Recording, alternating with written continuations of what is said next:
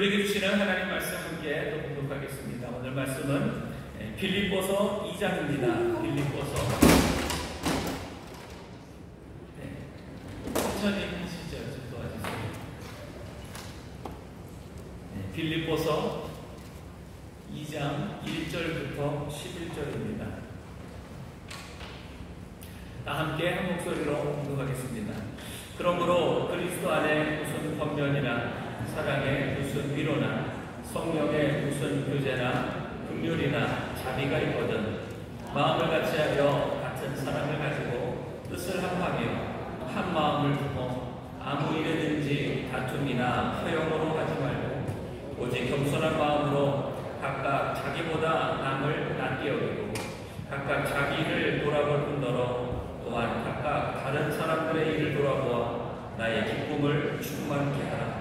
너희 안에 이 마음을 품으라. 곧 그리스도 예수의 마음이니 그는 근본 하나님의 본체시나 하나님과 공동됨을 취할 것으로 여기지 아니하시고 오히려 자기를 비워 종의 형체를 가져 사람들과 같이 되었고 사람의 모양으로 나타나셨으되 자기를 낮추시고 죽기까지 복종하셨으니 곧 십자가에 죽으십니다.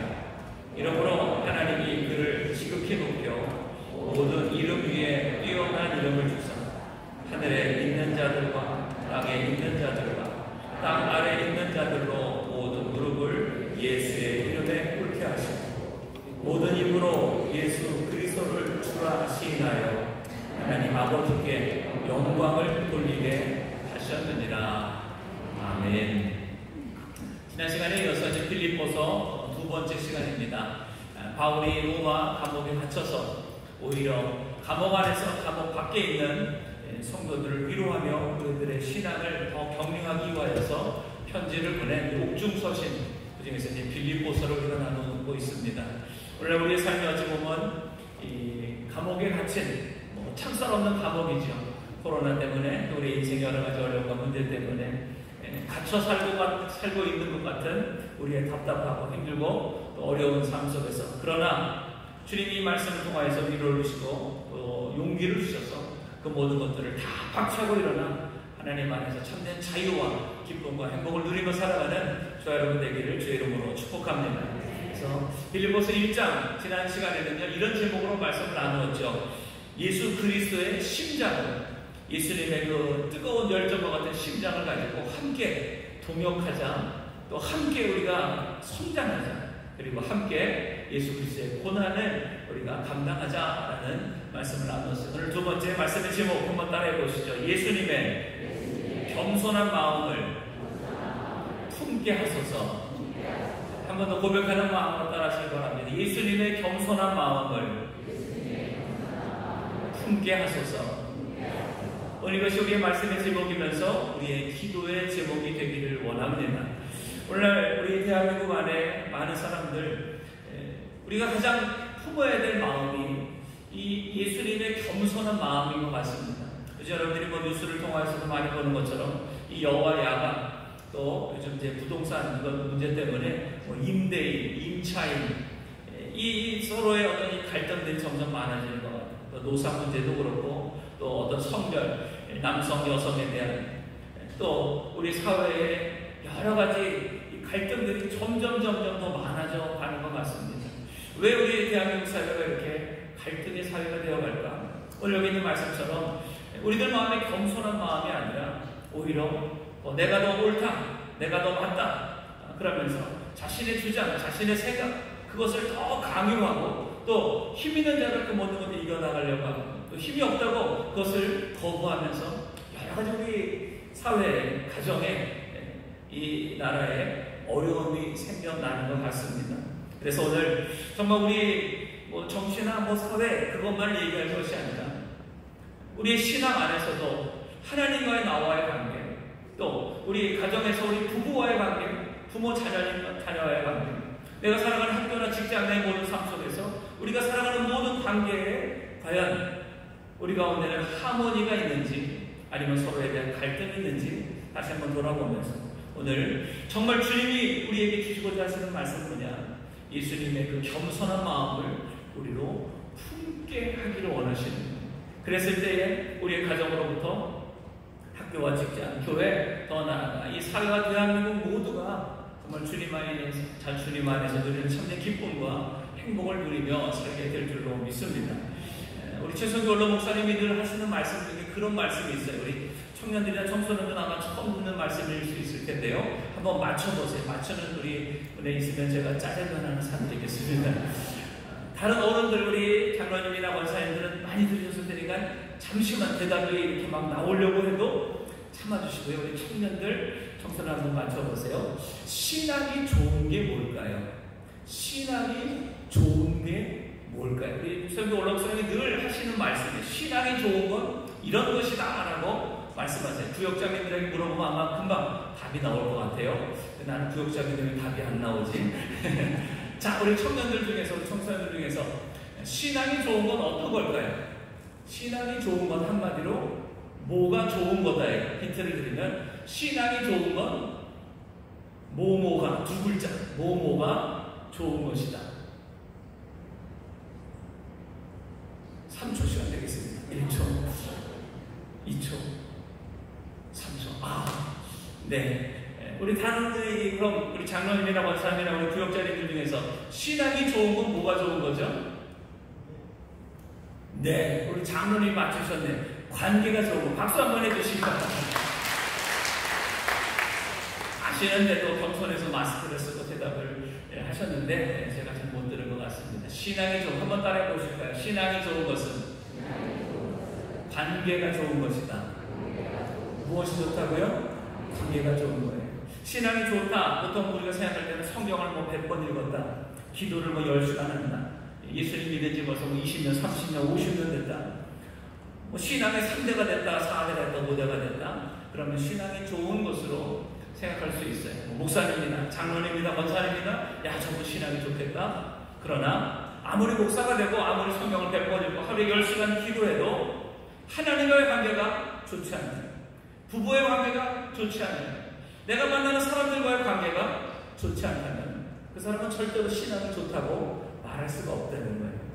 교회를 20년 다녔든 1년을 다녔든 내가 직분이 무엇이든지 상관없이 정말 우리의 신앙이 가장 좋은 것, 우리가 정말 진짜 그리스도인이라고 한다면 우리의 모든 관계가 좋아야 돼요. 가장 먼저는 하나님 아버지와의 관계가 좋아야 되겠죠. 그리고 우리 모든 가정에서부터 학교, 직장, 내가 살아가는 모든 삶의 자리에서 그들과의 관계가 좋아야 될 거예요. 더 나아가 자연과의 관계까지도 좋아야 됩니다. 왜 코로나 이 바이러스가 생기게 됐습니까? 자연을 우리가 함부로 훼손하고 그러면서 자연이 파괴되면서 이 동물들이 갖고 있는 그 질병들이 인간에게 전염되면서 지금 이런 이 병들이 생기는 건 아닙니다. 이것이 인간과 자연의 관계가 끼어지기 때문에 자연이 고통받고 그것으로 인해서 인간이 더 고통받는 오늘날 우리의 모습이 되는 것이죠. 그래서 오늘 정말 우리가 주님 안에서 이 땅을 행복하게 또 주님 앞에 영광 돌리며 살아가는 삶을 살기 위해서 정말 내가 그리스도인답게 이 세상을 살아가기 위해서는 우리가 가져야 될 가장 중요한 마음은 겸손한 마음이라는 거예요. 그래서 겸손한 마음을 우리가 왜 품어야 되는가? 우리 너무나 잘 알아요. 예수 그리스도의 그 겸손한 마음을 우리 품어야 된다? 다 너무나 많이 들었어요. 그런데 왜 우리가 겸손한 마음을 품어야 되는가? 오늘 말씀을 통해서 한번 깨달아보고 정말 그 예수님의 겸손한 마음을 품게 해달라고 간절히 기도하며 그렇게 살아가는 저 여러분 되기를 주 이름으로 축복합니다. 첫 번째 한번 따라하시기 바랍니다. 다른 사람들과 하나 되기 위해서 뭐 하기 위해서라고요? 하나, 누구와? 먼저는 다른 사람들과 하나 되기 위해서는 내 마음이 예수님의 겸손한 마음을 품어야 된다는 것입니다. 오늘 1절에서 4절 한번 다 같이 한번 읽어보죠. 시작. 그러므로 그리스도 안에 무슨 권면이나 사랑에 무슨 위로나 성령의 무슨 교제나 긍휼이나 자비가 있거든 마음을 같이하여 같은 사랑을 가지고 뜻을 합하며 한 마음을 품어 아무 일에든지 다툼이나 허영으로 하지 말고 오직 겸손한 마음으로 각각 자기보다 남을 낮게 여기고 각각 자기 일을 돌아볼 뿐더러 또한 각각 다른 사람들의 일을 돌아보아 나의 기쁨을 충만케 하라. 바울은 로마 감옥에서 지금 빌립보 성도들에게 이 위로와 격려의 편지를 쓰고 있습니다. 빌립보 성도들의 신앙이 어떤지를 다시 한번 이 1절을 통하여서 한번 점검해 보는 거예요. 족벽 있는 말씀을 조금 더 우리 요즘 말로 좀 바꾸면 이런 거예요. 그리스도 안에서 빌립보 교회 성도 여러분들 서로 격려하고 있습니까? 오늘 이 1절을 우리 인천순복음교회에 주시는 주님의 그 질문으로 한번 들어보면 좋을 것 같아요. 또 여러분이 진짜 그리스도인으로서 내가 과연 그리스도인답게 살아가는지 다시 한번 나에게 한번 물어보는 질문으로 한번 생각해 보시면 좋을 것 같아요. 그리스도 안에서 여러분들 서로 격려하고 계십니다. 요즘같이 힘들고 어려운 시기에 내 코가 석자인데 나 하나 살기도 바쁘고 힘든데 무슨 다른 사람 실망하고 다른 사람을 위해서 내가 기도하고 다른 사람을 위해서 내가 봉사하고 내가 어떻게 그렇게 할 수 있을까? 다른 사람을 내가 격려할 수 있는 그 여유가 내게 있을까? 그러나 오늘 바울은 감옥 안에서 감옥 밖에 있는 빌립보 교회 성도들을 향하여서 물어보는 거예요. 그리스도 안에서 서로 격려하고 있습니까? 서로 위로하고 있습니까? 성령으로 교제하고 있습니까? 함께 예수 그리스도를 믿은 우리가 형제되었는데 그 진정한 의미를 한 예수 그리스도 안에서 형제된 그 의미를 알고 있습니까?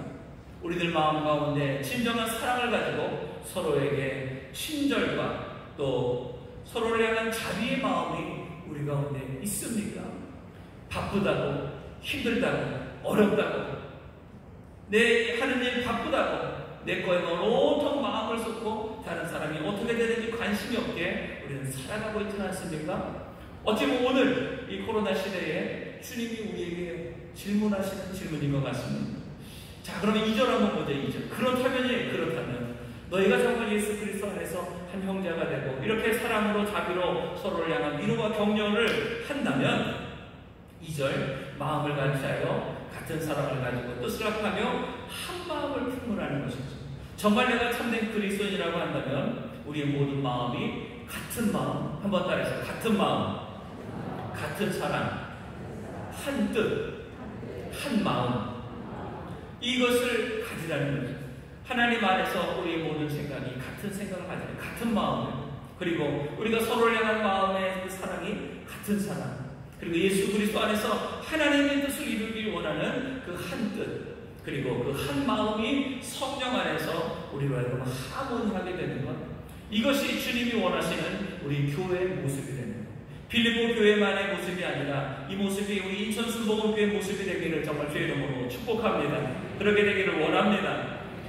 하모니하기 위해서는요, 우리가 서로 하나가 되고 주님 안에서 참된 교제를 하기 위해서는 같은 마음, 같은 사랑, 한 뜻, 한 마음으로 하모니해야 된다는 것이죠. 그런데 하모니해야 되는 거 알아요. 가정에서 부부가 하모니하고 또 부모 형제가 또 우리 모든 이웃들과 하모니해야 되는 건 알아요. 그런데 왜 자꾸만 우리 대한민국이 이렇게 하모니가 되지 않는 갈등의 사회가, 갈등의 가정이, 갈등, 남북도 그렇고 동서도 그렇고 세대 간의 계층 간의 모든 것이 지금 이 갈등으로 치달아가고 있는 오늘 우리의 모든 것을 바라보면서 하모니가 굉장히 어려워요. 어떻게 우리가 진정한 하모니를 하며 살아갈 수 있는가? 오늘 그것이 바로 오늘 말씀의 제목이 겸손의 마음을 갖지 않는다면, 아무리 하모니를 노래하고 우리 인천순복음교회 여기저기 하모니 사람들 아무리 하모니 배지를 달고 하모니를 우리가 노래한다고 해도 그 어떤 하모니도 우리의 삶 가운데 이루어질 수 없는 것이죠. 정말 우리의 모든 삶이 하나님과 하모니, 사랑과 하모니, 자연과 하모니하는 이런 이 삶이 되기 위해서는요, 오늘 우리에게 주신 첫 번째 말씀이 예수님의 그 겸손한 마음을 우리가 가질 때에, 자 이제 한번 3절 보세요. 아무 일에든지 다툼이나 허영으로 하지 말고 오직 겸손한 마음으로 각각 자기보다 남을 낮게 여기고, 우리가 살아가는 동안에 다툼과 허영이 있다는 것이죠. 여기서 말하는 다툼은요, 자기 어떤 이기적인 마음을 가지고 욕심을 부릴 때에 서로 다툰다는 거예요. 똑같은 파이를 가지고 내가 더 먹으려고 그러면 반드시 다른 사람은 적게 먹게 되고, 힘 있는 자가 아니면 동작이 빠른 자가 더 먹게 되면 다른 사람은 그렇지 못하게 되는 이런 모든 불평등과 이 모든 이 관계의 띄어짐이 생기게 된다는 것이죠. 그래서 여기서 말하는 이 다툼이라는 것은 어떤 이기적인가 이기적인가. 예전에 우리 그런 속담이 있죠. 사촌이 땅을 사면 어떻게 된다고요? 배가 아프다. 요즘은 그 속담인 거예요. 사촌이 아파트를 샀는데 값이 오르면 그 다음 얘기 안 하겠어요. 사촌이 친구가 뭘 했는데 잘 되면 배가 아프다. 물론 목사님이 그 속담은 나라를 망하는 이 속담이에요. 그래서 그것을 바꿔서 이렇게 말씀하셨어요. 사촌이 땅을 샀는데 내가 왜 이렇게 좋지? 한번 따라해 보시게. 사촌이 땅을 샀는데 내가 왜 이렇게 좋지? 사촌이 땅을 샀는데 배가 아픈 것이 아니라 내가 왜 이렇게 좋고, 친구가 잘 되는 거, 성적이 잘 나오고, 또 직장 좋은 데 취업하고, 또 하는 일들이, 사업이 잘 될 때에 배가 아픈 것이 아니라 그것을 함께 기뻐해 줄 수 있는 마음, 그것이 진정한 하모니겠지. 그런데 여기서 말하는 다툼과 회복으로 하지 말라. 여기서 말하는 다툼은요, 이기적인 마음 때문에 잘못된 경쟁, 싸움을 하는 거예요. 어떤 집단 이기주의죠. 나만 좋기를 바라는데 그렇지 못할 때 생기는 미움과 원망과 갈등, 이것이 여기서 말하는 다툼이라는 거고요. 허용이라는 것은 헛된 영광이라는 거예요. 헛된 영광은 어쩌면 자기 자랑이, 자기 교만, 자기 어떤 과식, 요즘 뭐 플렉스 해버렸지 뭐 이런 말을 우리 청년들이 많이 하는데요. 아내가 플렉스 해버렸지, 자기 과식, 자기 자랑이에요. 이것이 어쩌면 성경에서 말하는 헛된 영광. 요즘만 플렉스가, 우리 여기 계신 우리 어른들은 플렉스 하면은 그게 무슨 말인가 아실 텐데요. 헛된 영광, 그것을 주고 허영, 이것이 요즘 우리 청년들이 말하는 플렉스라는 건 단어인데, 오늘 우리들의 삶 가운데 2000년 전이나 지금이나 우리들 마음에는 늘 헛된 영광을 쫓고 그것을 가지려고 하는 이런 마음이 있다는 거예요. 이런 것들 때문에 가정 안에서나 사회에서 점점 갈등과 어려움이 생기게 된다는 것이죠. 갈라디아서 5장 26절에 이렇게 말씀합니다. 헛된 영광을 구하여 서로 격동하고 서로 투기하지 말지니. 헛된 영광을 얻기 위해서 서로 투기, 서로 시기하고 그리고 서로 격동하면서 싸우게 된다는 것이죠. 그래서 이런 것을 볼 때에 오늘 우리 가정, 우리 학교, 우리 직장, 우리 대한민국, 오늘 전 세계도 마찬가지입니다. 왜 이런 싸움이 자꾸만 생깁니까? 왜 다툼이 생깁니까? 왜 분열과 분쟁이 생깁니까? 오늘 여러분의 가정, 여러분의 삶을 한번 돌아보세요. 우리 가정에 자꾸만 뭔가 분열과 분쟁이 있는지, 마음의 아픔과 상함이 있는지, 왜 자꾸만 이런 일들이 내 삶에 일어나는가? 그 안에 담겨져 있는 이기적인 경쟁심, 그리고 헛된 영광이 우리의 모든 관계를 깨트린다는 겁니다. 이런 이기적인 경쟁심이나 개인적인 야망, 헛된 욕심, 이런 것들이 공동체 안에 있을 때에 그것이 공동체를 분열시키고 싸움을 만들고 그 모든 공동체를 불행하게 만든다는 것이죠. 4절에 보십시오. 4절. 그래서 주님이 우리에게 요구하시는 말씀은 3절 마지막에 말씀하신 것처럼요, 겸손한 마음으로 각각 자기보다 다른 사람을 더 낫게 여기라는 거죠. 4절에 이어서 각각 자기 일을 돌아볼 뿐더러 또한 각각 다른 사람들의 일을 돌아보아 나의 기쁨을 충만케 하라. 나의 일을 성실하게 최선을 다해서 감당하는 것뿐만 아니라 다른 사람들을 돌아보아서 그들의 연약함과 부족함을 함께 나누며 채울 수 있는 이런 삶을 살아가게 될 때에 주님의 마음을 기쁘시게 하는 우리의 삶이 된다는 것이죠. 여러분, 물어봅니다. 여러분, 하나님의 마음을 기쁘게 하길 원하세요? 슬프게 하길 원하세요? 그렇다면 여러분, 부모님의 마음을 기쁘게 해드리길 원하세요? 슬프게 해드리길 원하세요?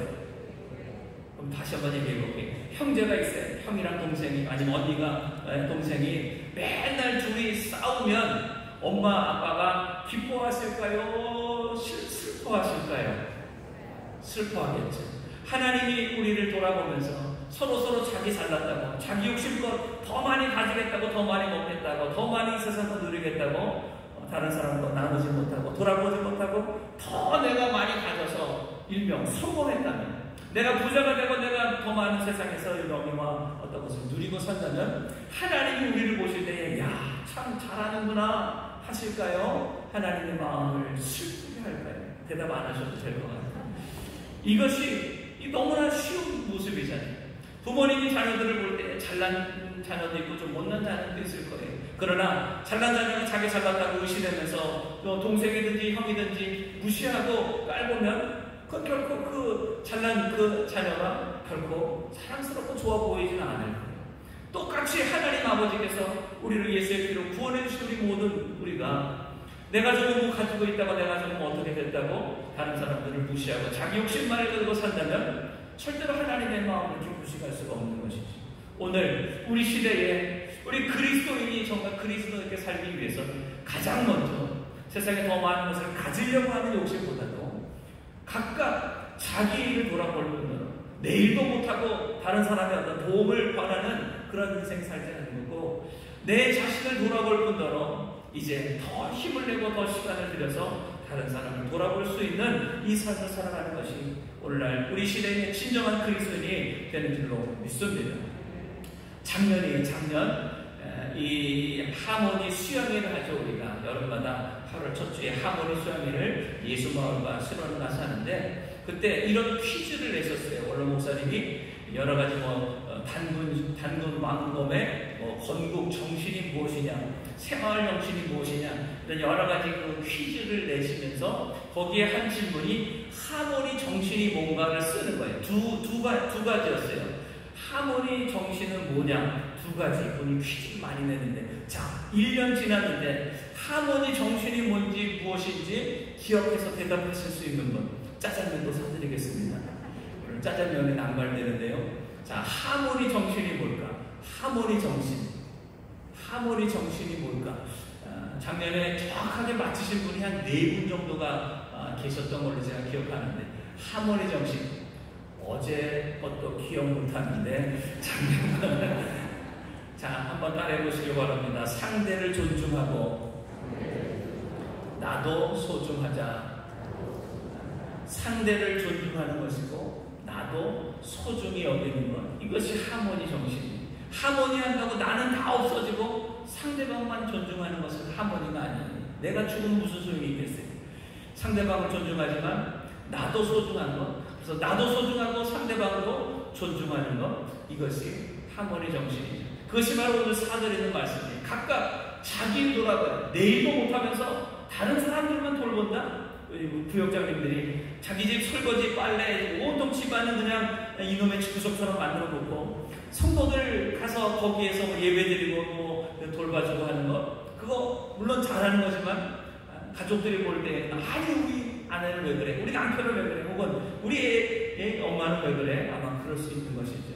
각각 자기 일을 돌아볼 뿐더러 다른 사람들의 일을 돌아보아 나의 기쁨을 충만케 하라. 우리 안에 이기적인 어떤 경쟁심으로 서로 다투며 헛된 영광을 구하는 삶이 아니라 정말 예수 그리스도 안에서 하나님 내게 맡기신 나의 삶의 자리, 학생들은 열심히 최선을 다해 성실하게 공부하는 것, 그리고 공부가 좀 힘들고 어려운 친구들에게 그것을 가르쳐주고 도와줄 수 있는 그러한 삶을 사는 게 진짜 그리스도인의 삶이라는 거예요. 아멘이시면, 믿으시면 아멘합니다. 직장을 다니는 거예요. 내가 열심히 일하고 성공해서 수년 그냥 짝짝짝짝 하는 것만이 그리스도인의 삶이 아니라, 좀 힘들고 어려운 동료들이 있다면 그들을 도우고 함께 나아가는 것, 그것이 그리스도인의 삶이에요. 사업도 마찬가지고 우리가 무슨 일 하는지 마찬가지죠. 내 이기적인 경쟁심으로 무조건 다른 사람을 이겨서 내가 높아진다? 그거는 세상적인 가치관을 가진 사람들의 삶이에요. 그러나 진짜 그리스도인의 삶은 다른 사람을 누르고 내가 그 위에 올라서는 것이 아니라 함께 내일 최선을 다하지만 다른 사람들을 도우며 함께 살아가게 될 때에 진짜 아름다운 하나님이 원하시는 하모니의 세상이 오게 될 줄로 믿습니다. 그래서 이렇게 하모니는 다른 사람들을 진정으로 내가 받아들이는 거예요. 그들의 연약함과 부족함을 용납하고 또 인정해주고 그들을 용서해주고 함께 서로 격려하며 살아가는 삶을 살 때에 우리의 모든 삶은 진정 주님이 원하시는 참된 기쁨과 행복이 넘치게 될 줄로 믿습니다. 여러분의 가정을 생각해 보세요. 왜 우리 가정에 기쁨이 사라지는가? 아마 서로를 향한 용납과 용서, 그 배려, 이 마음이 없으니 다 자기 일을 열심히 해요. 그런데 서로를 돌아보지 못하니까 그것이 실망이 되고 낙심이 되고 서로의 상처가 되고 아픔이 되지 않을까요? 부부가, 부모, 자녀가, 형제들이 서로 돌아보려는 거예요. 또 우리가 직장에서나 학교에서나 나만 하는 오늘날 나만 좋으면 그만이라는 오늘날 우리 시대의 이 모든 이 어찌보면 가치관이죠. 그 가치관을 그리스도인들은 넘어서야 돼요. 나만 좋으면 되는 것이 아니라 주님 안에서 모두가 좋은 방법을 택하고 그것을 위해서 더 힘써 애써 수고하고 희생하며 살아가는 이 모습이 진정한 그리스도인의 삶이 될 줄로 믿습니다.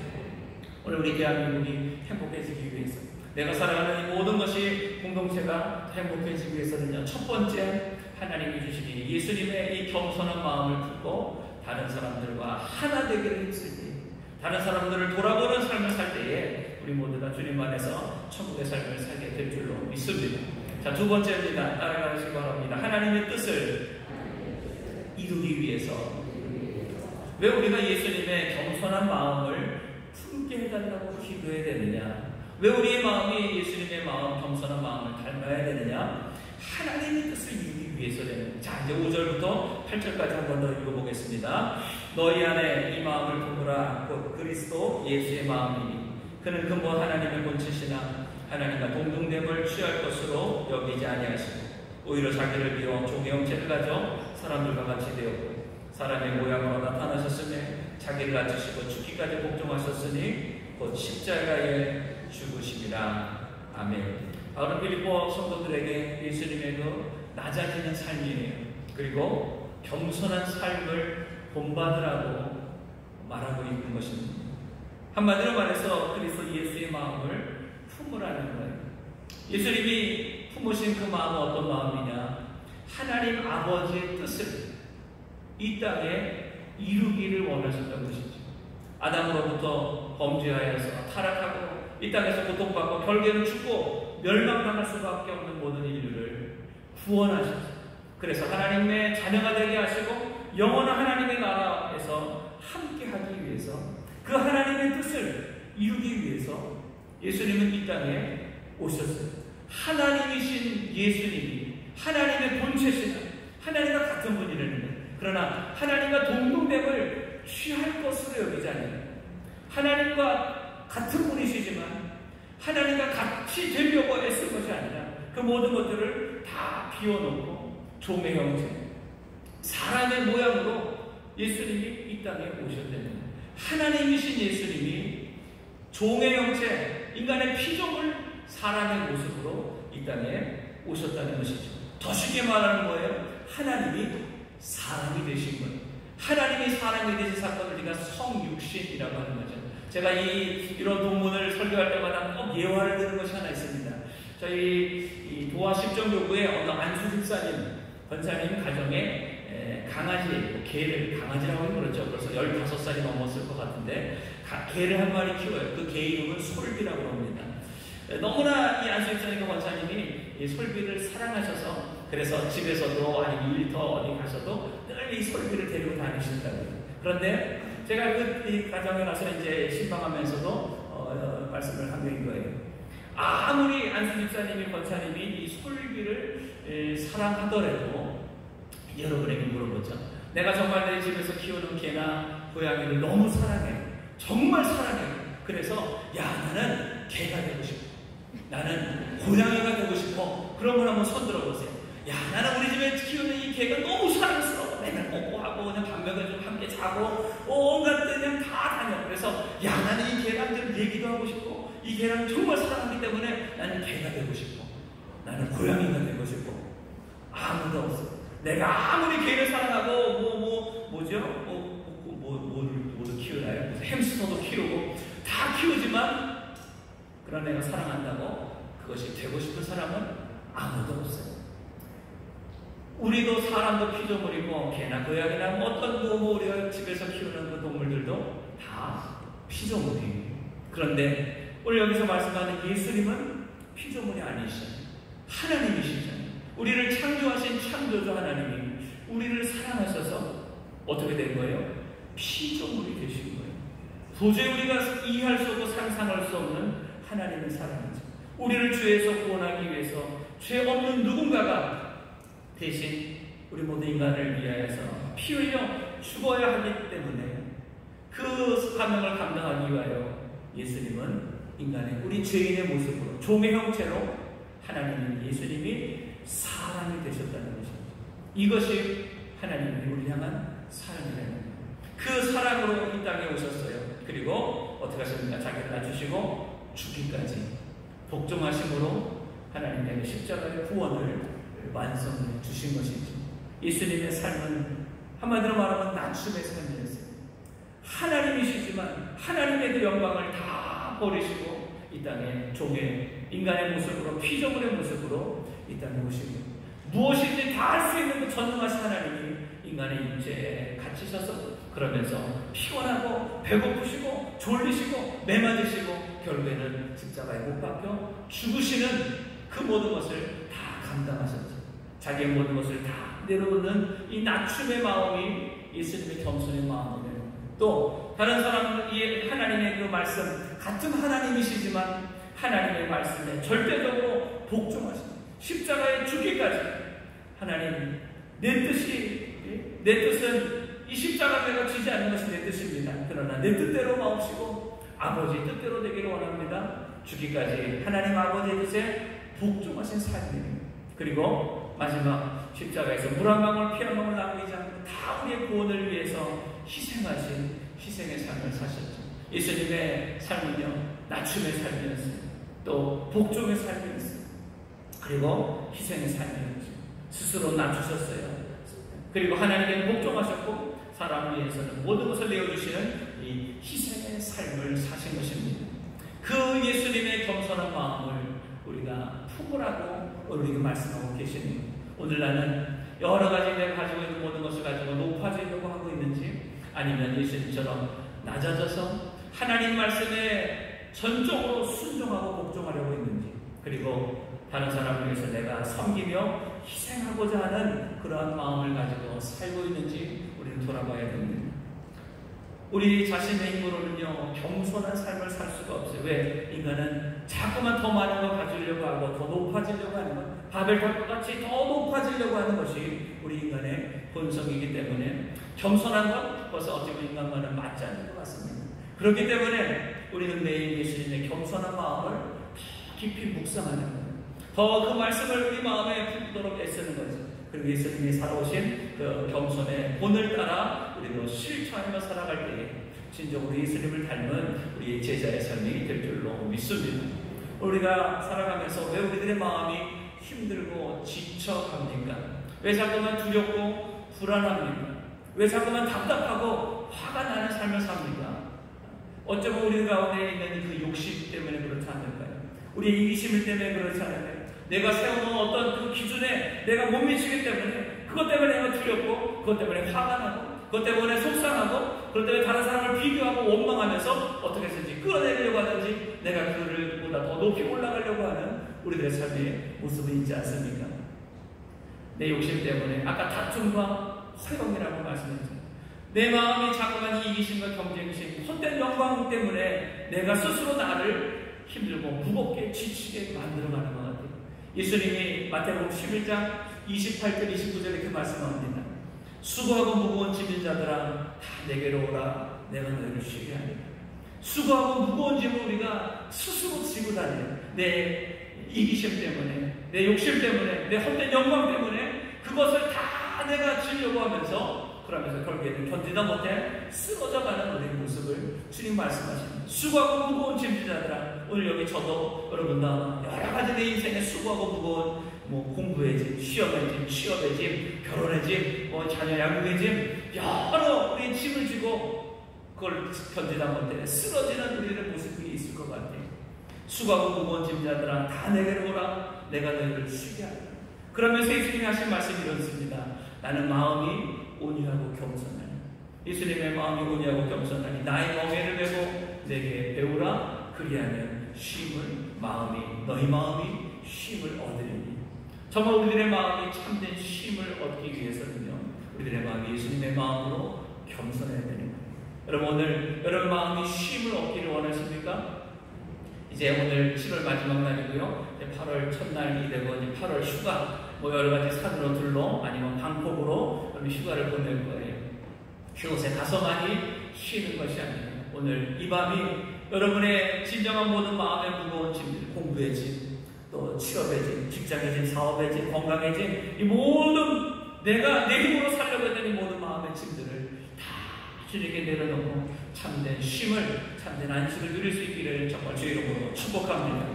말씀과 기도를 통해 날마다 예수님을 묵상할 때에 그 예수님의 그 겸손이 우리 마음에 임하게 될 것이고, 그렇게 살아가게 될 때 여러분의 마음이 천국이 될 줄로 믿습니다. 여러분의 가정이 천국이 됩니다. 여러분의 학교와 직장이 천국이 됩니다. 공부하면서도 지겹다, 아이고 힘들다, 그렇게 공부하면 이 공부가 지옥이잖아요. 일하면서도 아이고 이놈의 직장 내가 그만 때려쳐야지. 그러면서 내가 일한다면 그 직장 생활이 지옥 생활이 되는 거죠.